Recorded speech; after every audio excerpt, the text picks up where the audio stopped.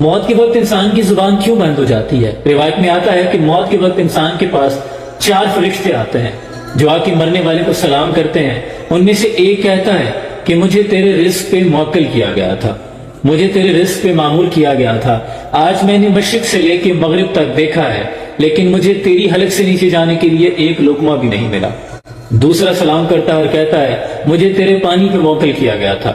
آج میں نے سوئے زمین کا چپا چپا چھان مارا ہے، لیکن تیری حلق سے نیچے جانے کے لیے ایک گھونٹ پانی نہیں ملا۔ تیسرا کہتا ہے کہ مجھے اس بات پہ قادر کیا گیا تھا کہ تم اس زمین پہ چلو پھرو۔ آج میں نے چپا چپا دیکھ لیا ہے، لیکن تیرے قدم رکھنے کے لیے مجھے 1 انچ جگہ نہیں ملی۔